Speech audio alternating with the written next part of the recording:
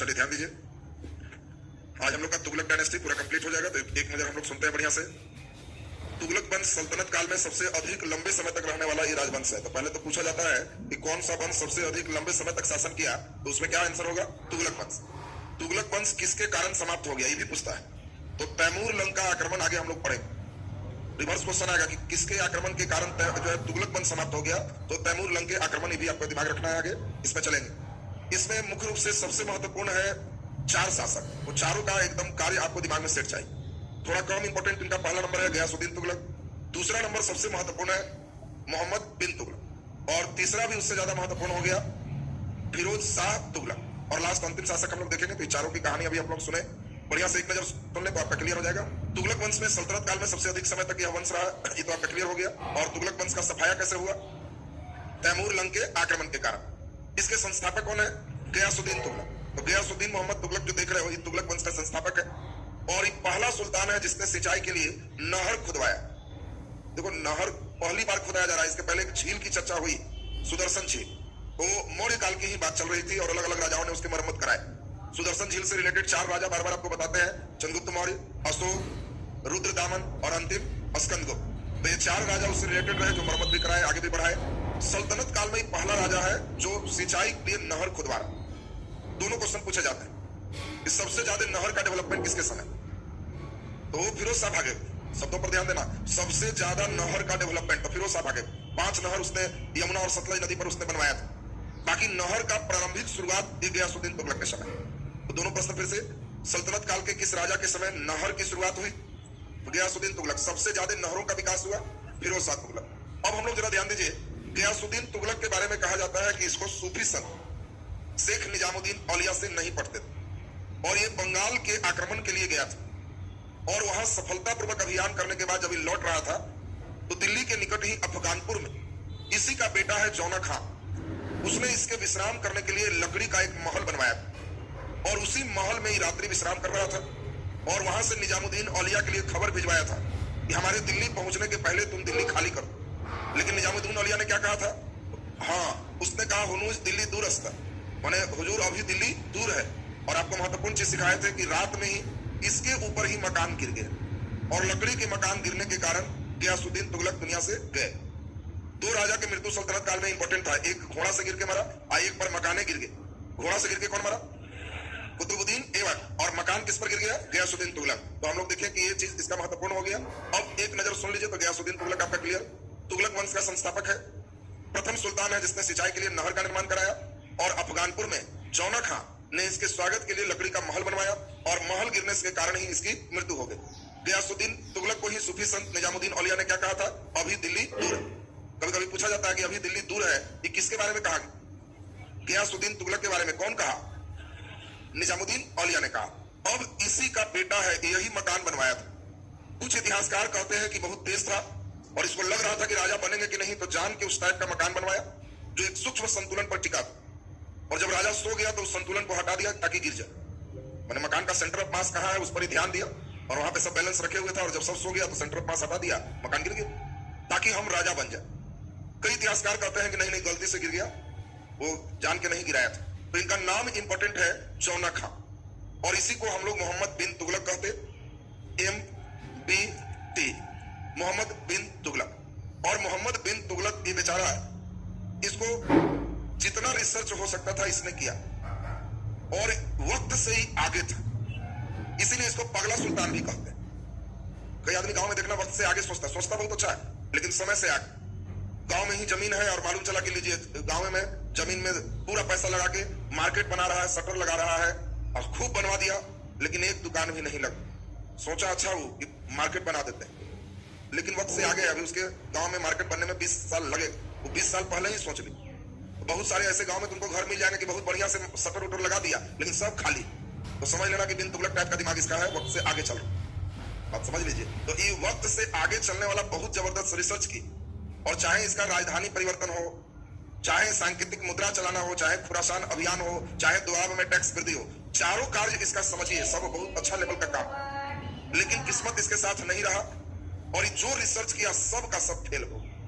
इसका एक रिसर्च भी बेचारा के सफल नहीं हो रहा, लेकिन दिमाग तो था, वक्त से काफी आगे का दिमाग। और इसके कारण पब्लिक भी एकदम परेशान है, प्रजा तबाह है। यानी दोनों चीज, प्रजा से राजा तबाह है, कैसे इन लोग को ठीक करें, और राजा से प्रजा तबाह है कि हम लोग कैसे इसको भगाएं। दोनों परेशान है। प्रजा को भी सोच रहा है कैसे ठीक करें, तो बेचारे वो अपने परेशान है, इसके काम से प्रजा परेशान है। तो अभी जब मरेगा तो एक बहुत बढ़िया बात एक इतिहासकार कहेंगे, और वो किनकी पंक्ति है वो आपसे पूछा जाए, उन बातों को हम लोग देखेंगे। इनके मरने पर इतिहासकार ने बहुत सुंदर लाइन बोला कि आज इस प्रकार राजा को प्रजा से और प्रजा को राजा से मुक्ति मिली, दोनों फ्री। नहीं तो इनके बिना उनको भी परेशान थे, उनके बिना ये भी परेशान थे, आज दोनों टेंशन फ्री हो। तो हम लोग इस चीज को जरा देखें। मोहम्मद बिन तुगलक के कार्य को सबसे पहले आपको देखना है। तो सबसे पहले इनका कार्य है दोआब में टैक्स वृद्धि। मोहम्मद बिन तुगलक का एक आइडिया आया कि जहां पे नदियों का भूमि है, दो नदी मिलती है, उस क्षेत्र को दोआब का, तो दोआब में उत्पादन ज्यादा होते हैं। तो उसने सोचा कि अगर कहीं खेत में बहुत उत्पादन हो रहा है तो हम उसमें ज्यादा टैक्स भी 50% भी करते हैं, आधा ले भी लेते हैं, तो खाने से ज्यादा उसको बच जाए। अब जहां खेत खराब है वहां 50% ले ले। अब मान लो किसी व्यक्ति को 2 बीघा जमीन है और यहाँ 2 बीघा में उसका खराब खेत है, वहां 40 केजी अनाज होते हैं। अच्छा है तो 2 बीघा में 500 किलो अनाज होते हैं। तो अच्छा वाला में आधा राजा ले भी लेगा तो 250 किलो बच जाएगा, लेकिन खराब वाला में आधा ले लेगा तब 20 केजी तो भूखे मरेगा। तो बिन तुगलक कहा कि हम सब समझ, जो खराब जमीन है वहां टैक्स पूरा लेना ठीक नहीं, क्योंकि खराब जमीन में क्या जरूरत है टैक्स कस के खींचने, वो तो ऐसे ही कम उत्पादन हो रहा है, ज्यादा टैक्स लेंगे तो बढ़ जाएगा। बढ़िया जमीन में पूरा 50% हम टैक्स बढ़ा दें, तो इन लोग का पूरा लेंगे भी तो खाने भर रहे। और इसने 1325, 26, 27 दोआब में घोषणा किया कि टैक्स बढ़ेगा। इसके पहले अलाउद्दीन खिलजी ने भी इस तरह का बढ़ाया था, उसके समय भी लोग हंस के दे रहे थे, ये भी बढ़ा दिया, कोई गलत काम तो नहीं किया। लेकिन जिस साल ई दोआब में टैक्स वृद्धि किया उसी साल भयंकर अकाल पड़ गया। तो इसका किस्मत की बात है, ये तो अपने जानते हो, सही सोचा। अब अकाल पड़ने से जितना उत्पादन होना था 500 किलो, ये घट के 40 किलो पे आया हुआ। टैक्स बढ़ा के 50% है, तो यहाँ का आदमी विद्रोह कर दिया, कहा कि ठीक है इस साल नहीं, अगला साल बढ़ा रहेगा जी, कहां सर अगला साल बढ़ा के दे। फिर अकाल, 3 साल तक बेचारा बोला, तीनों साल अकाल है और दोआब क्षेत्र में पूरे कस के विद्रोह है। अंतिम में इसको कहना पड़ा कि छोड़ो, दोआब में टैक्स वृद्धि माफ किया जाता है, जितना था उतने देना, फिर उस साल से उत्पादन तेज हो। तो इसका किस्मत खराब समझी। अब दूसरा, इसने बहुत बढ़िया एक सोचा, इतना बढ़िया प्रोग्राम कि आपको भी जान के अच्छा लगेगा कि तो राजा रहे तो ऐसा ही रहे। क्यों ऐसा कर रहे हैं, जो सोच लो, राजधानी थी दिल्ली, और दिल्ली में ज्यादातर क्षेत्र दक्षिण भारत में भी इस समय सल्तनत काल में शामिल। तो इसको लग रहा कि उत्तर भारत में मुझे टेंशन नहीं, लेकिन दक्षिण में बार बार विद्रोह हो रहा है, कभी महाराष्ट्र में, कभी आंध्र में, इधर का हिस्सा में विद्रोह बार बार हो रहा। तो इसने एक प्रोग्राम बनाया कि क्यों नहीं दिल्ली से हम अपनी राजधानी महाराष्ट्र कर लेते हैं।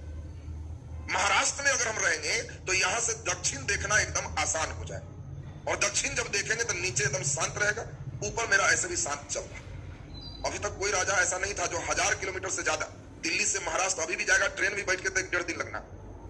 अब 1.5 दिन का सफर उस जमाने में पैदल मतलब 1 महीना का सफर। और दिल्ली से दौलताबाद 13 का पहाड़ा पढ़ लो, 13 दूनी 26। आपको पूछा जाए कि बताओ दिल्ली से दौलताबाद कब हुआ, 1326।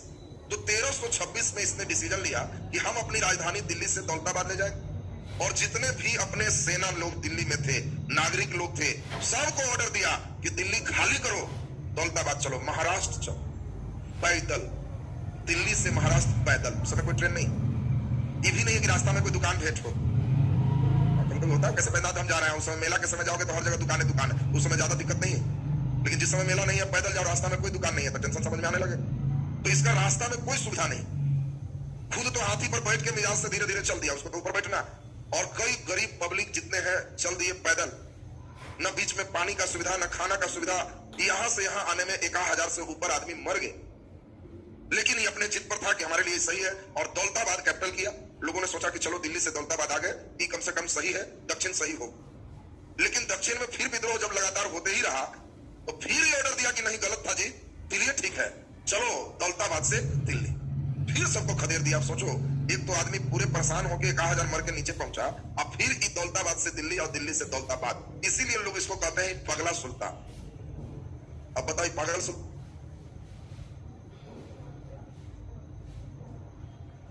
नेता लोग भी भाषण में कहते हैं कि इसके फरमान का स्पेशल नामे है बिन तुगलक का फरमान, माने तुगलकी फरमान। तुगलकी माने हो गया पागल जैसा, जो बुझाया कह दिया, करवा रहा है, मरो तो मरो। यही तुगलकी फरमाना है, दिल्ली से दौलताबाद, दौलताबाद से दिल्ली। मोदी जी बंद किए थे नोट 1000 की, 500 की, कि नहीं चलेगा, तो कई लोग भाषण में बोल रहे थे कि तुगलकी फरमान ही सब है। बिन तुगलक जैसा फरमान जारी किया कि नोट नहीं चलेगा, सब लाइन लगा हुआ है, अब फिर कहा कि नहीं चलेगा जी, फिर दूसरा नोट ला के रख। ये तो फिर वही है, दिल्ली से दौलताबाद, दौलताबाद से दिल्ली।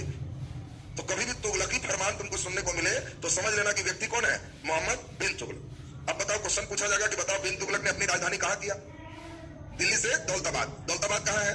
महाराष्ट्र में है। तो क्या दौलताबाद में रह गया? नहीं, फिर दौलताबाद से दिल्ली, और जब नीचे से दिल्ली भागा तो जिसका डर था वही हुआ, पूरा दक्षिण भारत इसका छिना गया। इधर हम लोग पढ़ेंगे नया साम्राज्य की स्थापना हुई जिसका नाम है विजयनगर साम्राज्य। हरिहर और बुक्का दो भाई हैं, उसने नए साम्राज्य की स्थापना किया, विजयनगर साम्राज्य। दक्षिण स्वतंत्र हो, अहमदनगर, बरार, बिदर, ये सब जितने थे सब जगह स्वतंत्र हो जाए। यानी दक्षिण भारत सल्तनत काल में फिर छीना गया किसके समय? मोहम्मद बिन तुगलक के समय। तो ये देखिए राजधानी परिवर्तन भी इन बेचारे का फेल हो गया। इस क्रम में इसको बहुत खर्च हो। तो चीन में एक शासक था कुबलई खां, और कुबलई खां एक रिसर्च किया था सांकेतिक मुद्रा चलाने का। मुद्रा दो तरह के होते हैं, एक मुद्रा होते हैं उस मुद्रा की जितनी प्राइस है उतने ही में चलते हैं। अब सोना का सिक्का बनाए और बनाने में 100 रुपया का खर्च है तो उस पर 100 रुपया लिखे, तो उसका कोई डुप्लीकेट नहीं करेगा। क्यों करेगा? क्योंकि उसको बनाने में 100 रुपया का खर्च उसको ऐसे भी लग जाए।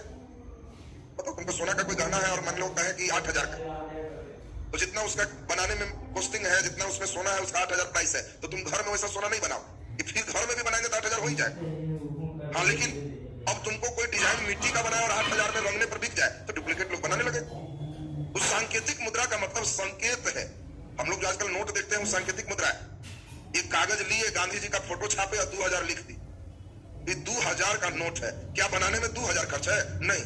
एक नोट पर खूब होगा तो 20 रुपया मान लो सपोज खर्च, तो खर्च किए 20 रुपया और लिख दिए कितना? 2,000, तो ये चल रहा। देखिए, तो सरकार को इससे फायदा भी। तो इस मुद्रा को सांकेतिक मुद्रा का, पहले सांकेतिक मुद्रा नहीं थे। पहले जितने चांदी के सिक्का है तो जो कोस्ट है उतना ही का हो, सोना का है उतना ही का हो। लेकिन कुबलई खां जब चीन में चलाया तो उसके खजाना में बहुत सारा चांदी का सिक्का। तो बिन तुगलक पहला व्यक्ति है जो इंडिया में कहा कि हम भी वैसा ही सांकेतिक मुद्रा चलाएं, और इसने अनाउंस कर दिया 1329 में कि हमारे खजाना में चांदी का सिक्का भर जाए। इसके लिए उसने कांसा और तांबा के सिक्का चलाए, और उसी प्रकार अनाउंस कर दिया कि अब चांदी सिक्का हमारे यहाँ नहीं चलेगा। जिसके यहाँ चांदी का सिक्का है वो दरबार में लाके दो, आप बदले में कांसा तांबा वाला सिक्का ले जाओ, वैल्यू बराबर। सोचिए, कांसा के जो सिक्का है उसका मूल्य किसके बराबर कर दिया? चांदी के सिक्के के बराबर कर दिया। तो इसको सांकेतिक मुद्रा कहते हैं। और ये पहला रिसर्च करने वाले हमारे मोहम्मद बिन तुगलक, बहुत बढ़िया रिसर्च है। आज भी हमारा सरकार वही कर रही। बिन तुगलक उसी जमाने में कर दिया। दिक्कत क्या हुई? सब लोग चांदी वाला लाया और ले गया, और धीरे धीरे लोगों ने अपने घर में कांसा तांबा के सिक्का बनाना शुरू कर दिया, और इतना मैच कर दिया कि बिन तुगलक भी एक बार नहीं पहचान रहा था कि असली कौन। इतना बढ़िया डुप्लीकेट मुद्रा तैयार हो। सोचो, इसके दरबार में एक नकली और एक असली दोनों दिया। कहा हुजूर इसमें एक नकली, तो अपने असली वाला को जो उसके टकसाल में है वही कहा कि नकली है। कहा नहीं हुजूर, ई वाला नकली। तब इसको लगा कि तो पूरा मार्केट खराब कर दे। हर घर में टकसाल बैठा हुआ है, कितना क्या छापा मारे, हर घर में नकली सिक्का तैयार हो रहा है। अब बिन तुगलक कहा कि नहीं, ये गड़बड़ है, सांकेतिक मुद्रा हम काम खत्म कर रहे हैं। जितना तुम लोग को दिए थे कांसा तांबा वाला उलाओ, चांदी वाला ले जाओ। फिर सब नंबर लगा।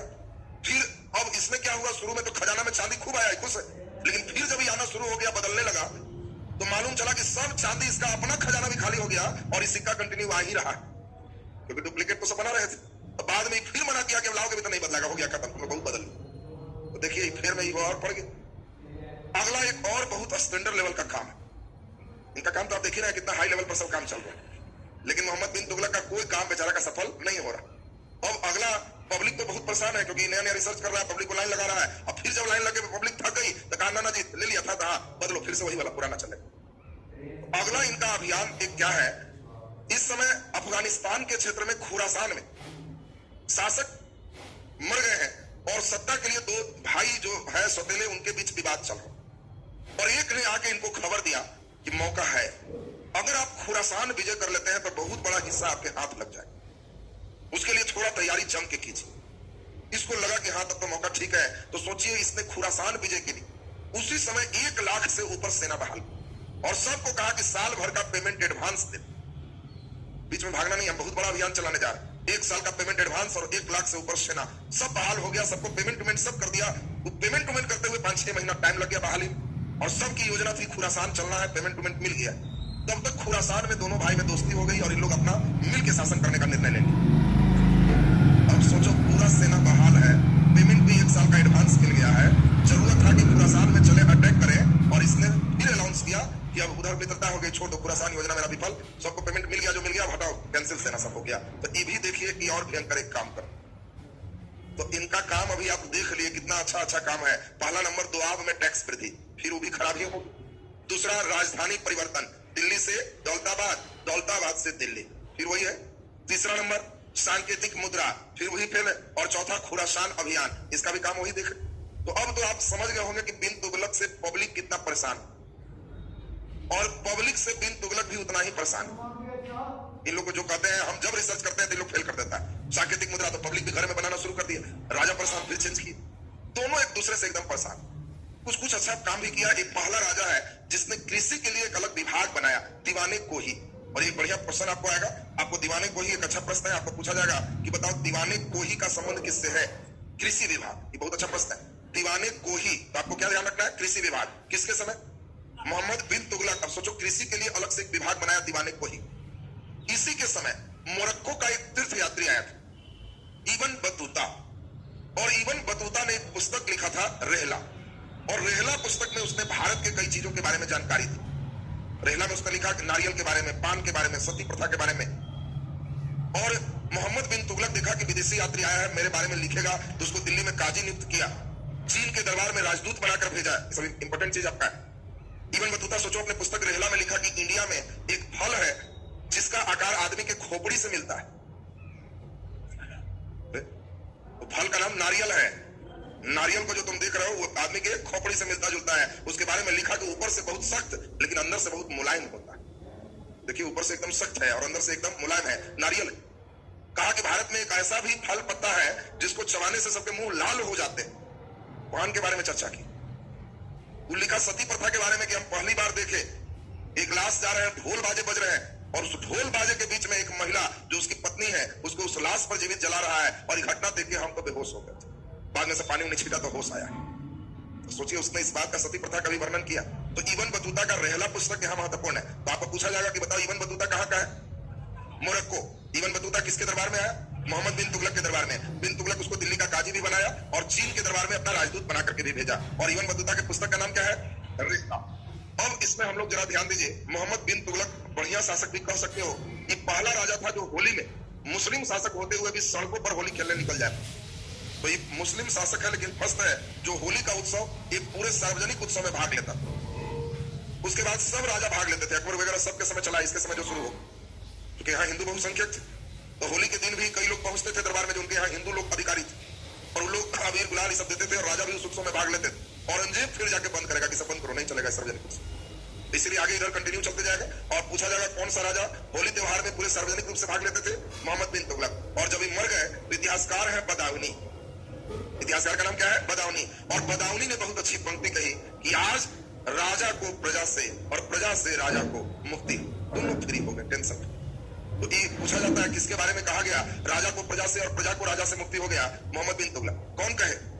बदाऊनी ने कहे। तो अब एक बार मोहम्मद बिन तुगलक के बारे में सुन लेंगे तो हमें लगता है कि आराम से आपको याद हो जाएगा। हम लोग अभी जो क्लास सुने उसको एक बार फिर से रिवाइज करें। तुगलक वंश पूरे सल्तनत काल में सबसे लंबे समय तक चलने वाला वंश था। तुगलक वंश का पतन तैमूर लंग के आक्रमण के कारण हुआ। तुगलक वंश के संस्थापक गयासुद्दीन तुगलक थे। गयासुद्दीन तुगलक का एक सबसे इंपॉर्टेंट लाइन, सल्तनत काल में पहली बार नहर खुदवाने का कार्य गयासुद्दीन तुगलक ने किया और गयासुद्दीन तुगलक के ऊपर लकड़ी का भवन गिर गया जिसके कारण उसकी मृत्यु हो। मोहम्मद बिन तुगलक से 6-7 लाइन है जो पूछता है। इसका मोहम्मद बिन तुगलक का मूल नाम क्या है? चौना खां। मूल नाम क्या है? चौना खां। और यही चौना खां से एक शहर बनेगा उत्तर प्रदेश का, जौनपुर। बात ध्यान दो, फिरोज शाह तुगलक बनाएगा जौनपुर। और जौनपुर कभी कभी पूछता है जौनपुर निम्नलिखित में किसकी स्मृति में बनाए गए, और उसमें चौना खां नहीं दे। मोहम्मद बिन तुगलक, फिरोज शाह तुगलक, गयासुद्दीन तुगलक, अलाउद्दीन खिलजी। तो मोहम्मद बिन तुगलक का ही नाम चौना खां है और उसी के यादगार में जौनपुर शहर आपका बसा हुआ। अब नेक्स्ट इंपॉर्टेंट हम लोग देखें कि इसके मेन कारनामा, 4 इंपॉर्टेंट कारनामा है। पहला, दोआब में टैक्स वृद्धि। दूसरा, राजधानी परिवर्तन। राजधानी परिवर्तन कब हुआ? 13 दूना 26, 1326। दिल्ली से दौलताबाद और फिर दौलताबाद से दिल्ली। क्लियर है सबका? तब दोआब में टैक्स वृद्धि के बाद सांकेतिक मुद्रा, वो भी फेल होगी। और तब खुरासान अभियान, वो भी फेल होगी। तब हम लोग पूछा गया है एक बार, किस अभियान के लिए मोहम्मद बिन तुगलक ने सैनिकों को साल भर का एडवांस पेमेंट किया? खुरासान अभियान के लिए। क्या अभियान में भाग लिया? नहीं, ऐसे ही छोड़ दिया। इसके बाद हम लोग जरा ध्यान दीजिए, मोहम्मद बिन तुगलक ने कृषि के लिए अलग विभाग बनाया, दीवान ए कोही। विभाग का नाम बोलो, दीवान ए कोही। मोहम्मद बिन तुगलक समय मोरक्को का एक विदेशी यात्री आया, इब्न बतूता। उसका पुस्तक क्या है? रहला। और इब्न बतूता को बिन तुगलक ने पहले दिल्ली में काजी बनाया और बाद में चीन के राजा के दरबार में भी भेजा। और मोहम्मद बिन तुगलक की मृत्यु पर इतिहासकार बदायूनी ने कहा कि आज राजा को प्रजा से और प्रजा को राजा से मुक्ति मिली। तो हम समझते हैं कि बताओ बिन तुगलक की बात एकदम क्लियर है सबका। अब हमारे आएंगे FST फिरोज शाह तुगलक। तो फिरोज शाह तुगलक पूरे ध्यान से आप समझेंगे और फिरोज शाह तुगलक जैसे ही आपका कंप्लीट हुआ तब हम लोग सिर्फ एक हम लोग और देख लेंगे और उसके बाद लास्ट हो जाएंगे। फिरोज शाह तुगलक के बाद अंतिम शासक आ जाएंगे नासिरुद्दीन महमूद, उसके बाद आपके खत्म हो जाएंगे तुगलक वंश आज कंप्लीट। अगले क्लास में यानी कल आपका सैयद लोधी दोनों के साथ साथ मुगल काल में बाबर तक खत्म हो जाएगा। उसके बाद तब फिर हम लोग बाबर के बाद फिर आराम से चलेंगे, 2-3 क्लास लगेगा तो मिडाइवल आपके इधर लास्ट कर जाएंगे। मध्यकाल जैसे ही निकल गया तो सिर्फ हिस्ट्री में बच जाएगा आपका आधुनिक भारत, जिस पर पूरे ध्यान से एनर्जी लगाना है तो आधुनिक आपके हो जाएंगे। उसके बाद तब फिर आपके दूसरे सब्जेक्ट मिडाइवल खत्म के बाद 2 सब्जेक्ट आपके दूसरे भी शुरू कर देंगे। चलिए सब लोग ध्यान दीजिए। फिरोज शाह तुगलक ये मोहम्मद बिन तुगलक के बाद शासक बने हैं और फिरोज शाह तुगलक के हिंदू माँ के पुत्र। हम कभी दे देता है हिंदू माँ के पुत्र निम्नलिखित में कौन कौन रहे हैं, तो फिरोज शाह तुगलक भी एक है। और जिनमें हम हिंदू माँ के पुत्र लिख देंगे तो बताओ हिंदू के प्रति अच्छी दृष्टि होगी कि नहीं? तो नहीं होगी। उनको दिखावे के लिए हिंदू को कष्ट देना पड़ेगा, क्योंकि हिंदू माँ के संतान है। वो एक भी हिंदू के लिए अच्छा करेंगे तो दरबार में उनके खिलाफ सब हो जाएगा। ऐसी कर रहा है, माँ सिखाई होगी हिंदू माँ के संतान। सब उल्टा पुल्टा करेगा तो इधर खुश रहेगा कि ना माँ हिंदू ऐसे क्या होगा, एकदम शुद्ध हम लोग वाला चलो। तो जिसमें बोलेंगे हिंदू माँ के संतानों में ठीक उलट चलेगा। ये भी बात समझ। कोई लड़का हिंदू माँ के संतान सुनकर के बड़ा खुश हो गया कि इसका मतलब हिंदू वाला दृष्टि अलग अच्छा होगा, नहीं, सब उल्टा सोचना। मंदिर तोड़ने का काम खूब करेंगे, तोड़ेंगे तब ना वो कहेगा कि नहीं मंदिर तोड़ रहा है, माया मोह नहीं रखा है। बात समझिए। तो इसलिए आपको यहाँ पर ध्यान रखना है कि इस स्थिति में आपको जो अब यहाँ सबसे इंपॉर्टेंट 2-3 है फिरोज शाह तुगलक से। पहला, ब्राह्मणों पर जजिया कर लगाने वाला एक पहला राजा। इस समय 26 प्रकार के अलग अलग टैक्स चल रहे थे, लेकिन हमने आपको बताया था कि शरीयत में कितने टैक्स है? 4। पहला राजा है जो टैक्स को शरीयत के अनुसार किया कि इधर उधर 26 खत्म करो, हमको 4 ही टैक्स चाहिए। और 4 टैक्स में एक टैक्स का नाम था जजिया, और इसने जजिया टैक्स लागू कर दिया और कहा कि ब्राह्मण पर भी जजिया लगे। ब्राह्मण रहने से नहीं कि उसको मुक्ति मिल जाए, ब्राह्मणों पर भी जजिया टैक्स लगाया जाए। और इसमें आपको ध्यान रखना है कि ब्राह्मण पर जजिया कर लगाने वाला पहला राजा कौन है? फिरोज शाह तुगलक। बोलो जल्दी, भारत में पहली बार जजिया कौन लगाया? मोहम्मद बिन कासिम। पहली बार जजिया कौन लगाया? मोहम्मद बिन कासिम। ब्राह्मणों पर जजिया कौन लगाया? फिरोज शाह तुगलक। फिर हम लोग देखेंगे, हट भी जाएगा। फिरोज शाह तुगलक के समय सबसे इंपॉर्टेंट है नहरों का डेवलपमेंट। इस पर हमेशा क्वेश्चन पूछता है। 2 प्रश्न तुम्हारे लिए सबसे महत्वपूर्ण हो गया। सल्तनत काल में सबसे पहला नहर का डेवलपमेंट कौन किया? गयासुद्दीन तुगलक। और सल्तनत काल में सबसे ज्यादा नहरों का विकास तो फिरोज शाह तुगलक। फिरोज शाह तुगलक मुख्य रूप से दिल्ली के आसपास के क्षेत्र में सतलुज और यमुना नदी पर बहुत बड़े बड़े नहरों का जाल बिछाया और इसके द्वारा मुख्यतः 5 बड़े बड़े नहर बनाए। तो इसीलिए कभी भी क्वेश्चन पूछेगा कि सबसे ज्यादा नहर का डेवलपमेंट तो फिरोज शाह तुगलक। इसके बाद इंपॉर्टेंट, इसने कुछ शहर की स्थापना किया जिसमें एक शहर है जौनपुर। पूछा जाए कि जौनपुर शहर किसके स्मृति में बना? मोहम्मद बिन तुगलक, उसी को जोड़ा खाकर। और जौनपुर शहर की स्थापना किसने किया? फिरोज शाह तुगलक। दूसरा शहर इसने क्या बसाया? फिरोजाबाद। तीसरा, हरियाणा में हिसार जो है शहर इसने बसाया। तो कुछ कुछ शहर इसके द्वारा स्थापित किए गए। ये भी एक अच्छा प्रश्न आपसे पूछता है। एक आपको बताया थे, सब लोग याद करिए, अशोक स्तंभ 2, एक मेरठ का और एक टोपड़ा, ये दोनों को टांग के यह दिल्ली लाया था। ये भी आपको याद हो। दूसरी और एक खासियत है फिरोज शाह तुगलक को, उसको सुनी। इसके समय सबसे ज्यादा गुलामों की संख्या है। ये भी क्वेश्चन पूछता है। सल्तनत काल में सबसे अधिक गुलाम की संख्या किसके समय रहा? तो फिरोज शाह तुगलक। इसने 2 अलग से विभाग बनाया था। एक विभाग का नाम था दीवाने खैरात और एक था दीवाने बंदगान। बात समझोगे? दीवाने खैरात का मतलब खैरात समझते हो? खैरात दान देना, भीख देना। तो तुमको कोई देता है तो तुम कहोगे कि हाँ खैरात दे दिया, खैरात मैंने भीख में दिया है, काम किया तुमने। बात समझिए? खैरात का मतलब दान होता है। तो दान, ध्यान से सुनेंगे अब। तो इसने दान देने के लिए भी अलग एक डिपार्टमेंट बनाया, दीवाने खैरात। और जितने भी इसमें इसके दास थे उनके लिए अलग डिपार्टमेंट है, दीवाने बंदगान। और ऐसा डिपार्टमेंट कम होगा। तुम बताओ, बैंक में खाता खोल लो और खाता का नाम ही दे दो खैरात खाता, और खैरात खाता में जो कमाई हो रहा है कुछ कुछ हिस्सा उसमें डालते जा रहे हो। और जब कभी दान उन करना है तो उसी में से निकाल के चेक दे रहा है कि हाँ ये खैरात में, ये दान में ही जाता है। तो इसका मतलब है कि तुम बहुत अच्छा सोच रहे हो गरीबों के लिए। नहीं तो सबको अपना नाम से खैरात खाता कौन खोलेगा? जो गरीबों के लिए अच्छा सोचे। जिसको अपने लिए सोच रहा है तो खैरात खाता सोचेगा। वो कहेगा कि हमारे प्रति नहीं है, खैरात कैसे देंगे? ये सोचिए कि राजा होते हुए भी दीवाने खैरात खोल रहा है, अलग इसका मंत्रालय है। इसका मतलब है कि नहीं, गरीबों के लिए अच्छा सोच रहा है। और इसने दासों के लिए विभाग क्या बनाया?